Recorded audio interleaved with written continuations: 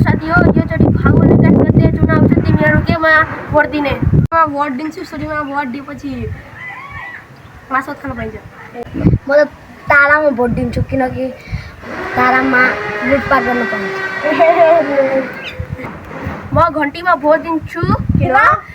त्यहाँ सहकारी ठग हुन्छ अनि धेरै बिहे गर्न पाइन्छ साथीहरू म त रुखमा भोट दिन्छु किनभने रुखले सुख दिन्छ अनि त्यो पार्टी चाहिँ सबभन्दा राम्रो पार्टी हो त्यसले धेरैचोटि विनिङ गरेको छ म त्यही भएर त्यसमै दिन्छु नेपाली काङ्ग्रेस जिन्दाबाद योचोटि भोट त रुखैमा दिने हो अनि बाहिर नाराबाजीले सबै चिन्नको लागि हामीहरूको सल्लाह कसरी कसरी आएन भन्नुहोस् है ल अब हाम्रो साथीले भनेको सल्लाह चाहिँ कस्तो छ तिमीहरूलाई ठिक छ नि ल अब यसले जे भन्नु ठिक भन्नु अब यसै कुरामा अघि बढ्ने ल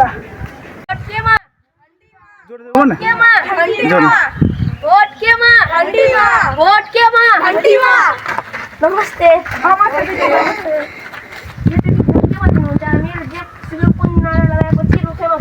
रुखैमा दिनु है हामीलाई चाहिँ भन्नु ल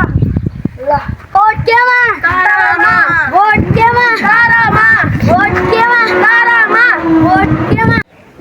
भोट केमा तारामा भोट केमा तारामा भोट केमा तारामा नमस्कार हामीलाई भोट दिनु गाछी छापमा ल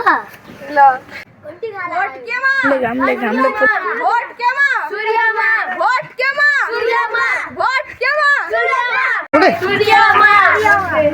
नमस्ते हामी तपाईँलाई जुनमा पनि भोट दिँदा पनि तपाईँ रुखमा भोट दिनु ल रुखमा भोट दिनु हाम्रो जुन सुकेको त्यो भए पनि हामीलाई रुखमा दिनु होला